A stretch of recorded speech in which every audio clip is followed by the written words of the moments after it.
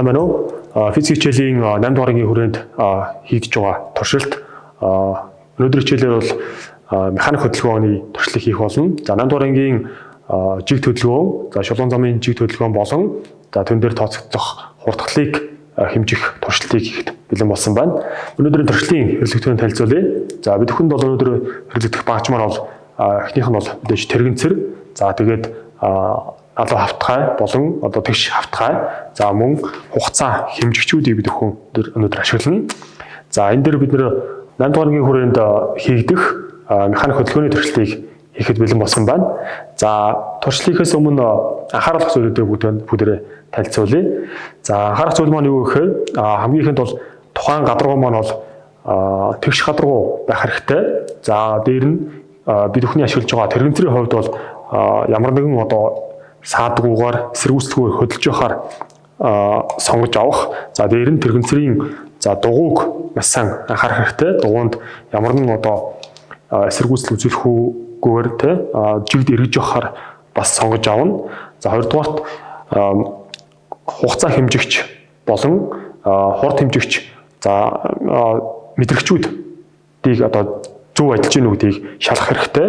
За энэ мэдрэгчүүдээс үүдэлтэйгээр хэмждэг за хэмжигч багж маань зөв ажиллаж авах бас шаардлагатай. За дээр нь бид бүхний хувьд бол хамгийн эхлээд яг ямар хэмжигдэхүүнийг хэмжиж авах гэж байгаа гэдгээс сонгох ийм шаардлагатай байгаа. За мөн хоёр хэмжигчийн хувьд, хоёр мэдрэгчийн хувьд хоорондын зайг бас тогтмол байлгах шаардлагатай байгаа.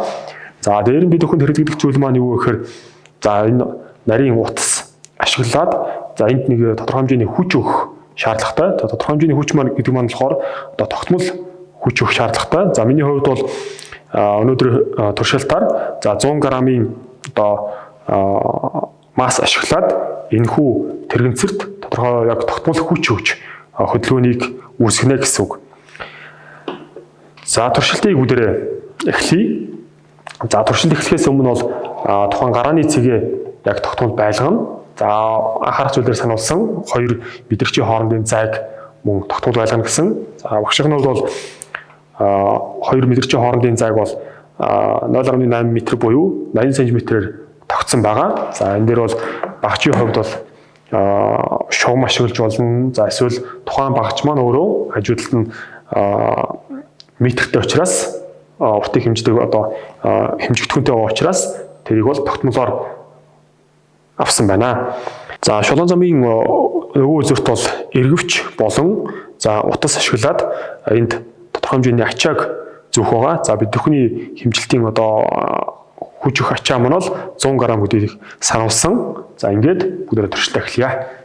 Ер нь бол физикийн туршилт аливаа туршилтуудыг тодорхой давтамжтайгаар хийх нь зөв байдаг. Яг тэгвэл тодорхой одоо багжийн алдаа ч юм уу те ямар нэгэн одоо нөлөөллөөс үүдэлтэйгээр буруу гарах нэг хэмжилтэн дээр бол буруу гарах тохиолдлууд байдаг учраас хэмжилтийг ер нь бол 3 болон түүнээс дээш хийж үр дүн гаргах нь зөв байдаг. За эхний туршилт маань бол хугацаа хэмжих туршилт байна. За хугацааг хэмжихийн тулд тухайн хэмжигчийн хувьд бол A сенсорээс B сенсорын хооронд хугацаа хэмж авах гэдэг тохируулчихсан. Хоёрдугаарт нь бол тухайн тэрэгэнцэрт хүч өгөх шаардлагатай. За туршилтын хувьд бол энд харагдж байгаа юм хар зураасууд байгаа. За энэ хар зураасууд маань ямар ч үстэй гэхээр за хамгийн дээдлийнх нь болохоор эхний сенсорээс гараад хоёр дахь сенсор дээр бүртгэгдэх ийм хар зураасууд байгаа. За хоёр дахь нь бол бас арай өөр зориулттай ийм хар одоо зураасууд байна. Эхний одоо хар зураасан дээр тохируулсан яадгүй эхний сенсорээс дараагийн сенсор дээр бүртгэх одоо мэдээлэл бүртгэж авах үүднээс энэ эхнийх дээр тааруулсан байгаа.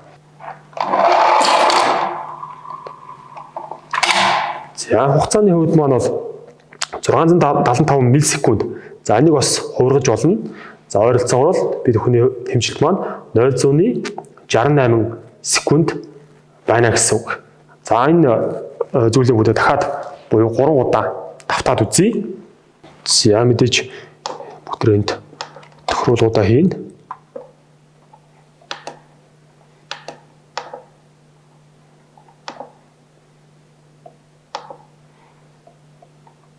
За ESP-ийн хооронд За хоёр дахь хэмжилт. За ойролцоогоор тэг зууны 67 секунд. За сүүлийн туршилт.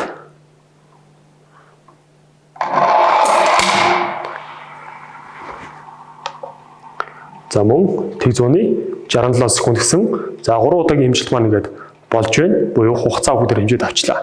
За дараагийн туршилт маань бол хурдыг хэмжиж авах туршилт байгаа.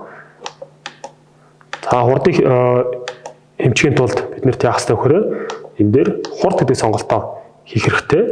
За хурд гэдэг сонголтын хувьд мөн адилхан S, B гэсэн хоёр мэдрэгчийн хооронд хэмжилтийг хийн. За хоёр мэдрэгчийн хоорондын зай маань бол 0.8 метр буюу 80 см-ийн зайтай байгаа. За эндээс өдрийн туршилтаа хийгээд эхлэе.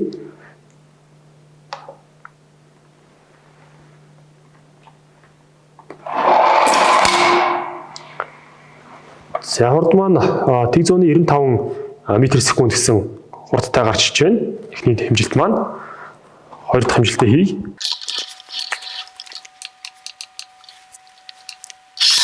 За хурд маань тэг зууны 97 м/сек гэсэн хурдтай гарч иж байна. За сүүлийн хэмжилт буюу 3 дахь хэмжилт маань эхлэх гэж байна.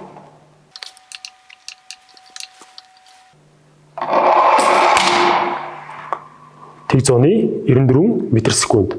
За өнөөдрийн туршлаар хийсэн 3 хэмжилтийн үр дүнд бид нэр юу хийж одоо ямар үр дүнд хүрж байна вэ гэхээр хугацааг хоёр мэдрэгчийн хооронд хурд тэг үеэс тодорхой хүч өгсөн тохиолдолд хөдөлгөөн үүсээд тодорхой хурд болон хугацаа бүртгэгдэж авч байна.